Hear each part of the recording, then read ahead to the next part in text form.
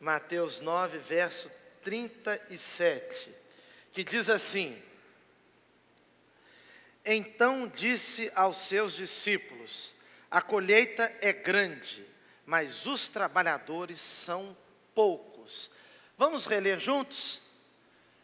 Então disse aos seus discípulos: a colheita é grande, mas os trabalhadores são poucos. Meu irmão e minha irmã,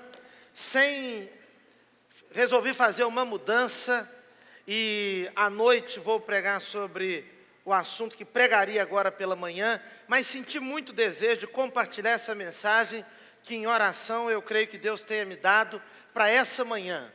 E o tema da nossa meditação nessa manhã é a grande obra de uma igreja. Vamos repetir juntos?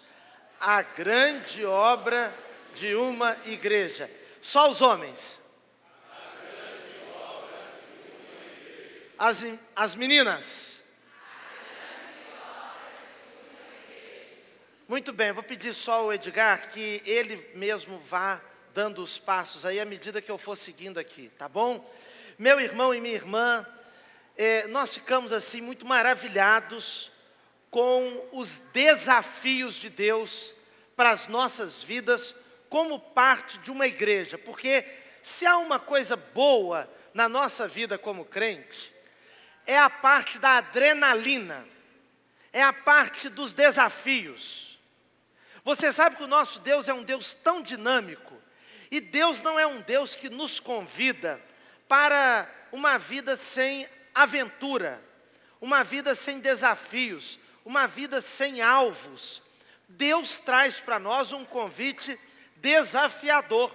Por exemplo, você quando lê as palavras de Jesus, você encontra um momento em que Jesus disse para os discípulos assim: vocês vão por todo o mundo, e vocês devem evangelizar o mundo todo, vocês devem discipular o mundo todo. Irmãos, aquela foi uma palavra muito desafiadora, apresentando uma razão de ser para a vida deles. Eles agora teriam como razão de ser glorificar a Deus, e glorificar a Deus através da vida missionária, evangelística. A igreja, muitas vezes a gente vai se habituando ao ambiente da igreja e a um tipo de vida na igreja que nós esquecemos a grande obra que nós como igreja temos. Até quando usamos a palavra a igreja tem uma grande obra, nós podemos ter assim um modo de interpretar que a igreja é uma outra pessoa e não eu mesmo. A igreja é um grupo do qual eu não faço parte. Mas a grande obra da igreja é a grande obra que eu e você temos como crentes a realizar. Irmãos, às vezes eu fico observando assim a obra pela ótica de Deus. E eu fico pensando que coisa boa foi Deus ter nos colocado na igreja dele. Que coisa boa foi Deus ter dado uma função, um objetivo.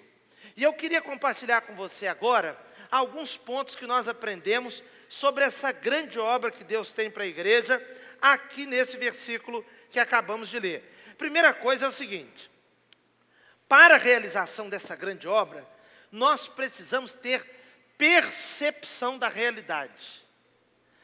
De onde a gente entende isso? Quando Jesus disse assim: ao ver as multidões, quando Mateus diz ao ver as multidões, Jesus, quando viu as multidões, ele teve a percepção da grandeza da obra que tinha que ser feita, ao ver. Às vezes nós perdemos, irmãos, algumas percepções.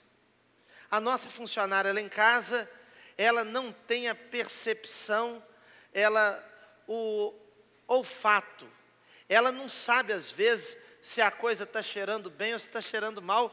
E, às vezes, fica até uma coisa engraçada, porque ela coloca alguma coisa no fogo, aquilo queima, aquilo fica aquele cheiro pela casa toda, a gente chega apavorado com o que está acontecendo. E aí a gente fala, fulana. Ela diz, o que foi? Não estou sentindo nada não. Ela não sente o cheiro das coisas. Perder a sensibilidade, perder algum sentido, é uma perda grande na obra de Deus. Quando a gente passa a olhar e não enxergar, passa a olhar e não ver. Jesus estava em contato com as pessoas, então ele teve a percepção, e meu irmão, nós não podemos perder a percepção do que está acontecendo. Deus está realizando uma obra nesse tempo que nós estamos vivendo nele, nesse tempo que é um tempo de privilégio para o Brasil, nesse tempo que é um tempo de privilégio para as igrejas, quando as igrejas estão com suas portas abertas, os crentes carregando as Bíblias livremente, nós podemos, meus irmãos, realizar tudo o que queremos dentro da lei, e a lei é muito boa conosco.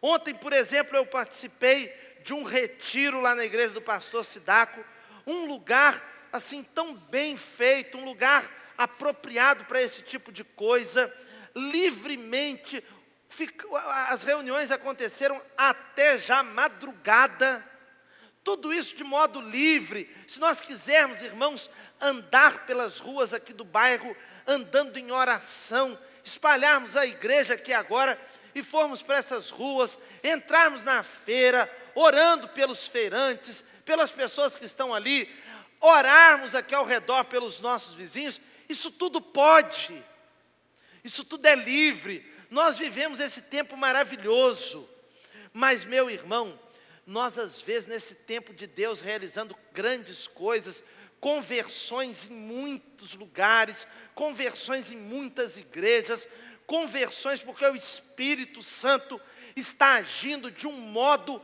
tão lindo nesse tempo que nós estamos vivendo, agindo no mundo, há lugares longínquos que está havendo um verdadeiro avivamento espiritual.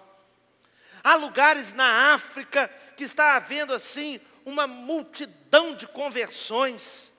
Irmãos, Deus está fazendo, mas nós temos que perceber que nessa obra de Deus está havendo também uma abundância do pecado que está fora da obra de Deus. Uma grande obra diabólica para ganhar os corações das crianças. Há um projeto de lei agora no Brasil que pretende iniciar educação sexual para as crianças na escola a partir dos 4 anos. Irmãos, é um operar diabólico sem fim.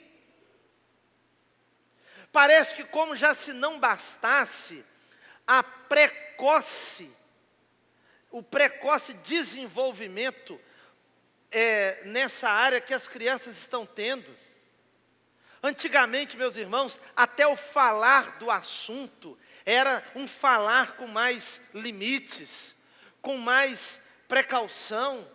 Hoje em dia estão querendo ensinar às crianças uma série de coisas que não vai abençoar. Não vai abençoar.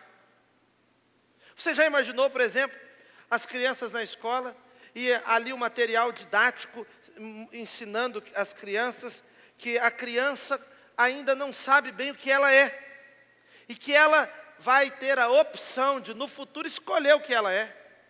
Se ela quer ser menina, se quer ser menino, se quer ser outra coisa. Uma palestra agora recente, eu não participei, mas o pastor Carlito me contou, estava no lugar. O pastor Carlito estava dizendo que o sujeito explicou que tem 11 tipos agora de comportamento sexual.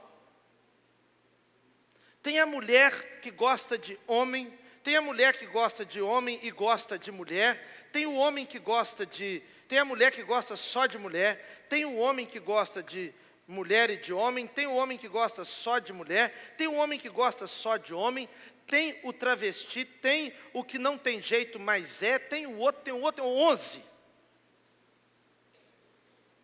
Tem 11. Meu irmão, há um operar também no sistema no modo de ser da sociedade, no modo de interpretar as coisas. Isso tudo é um operar diabólico.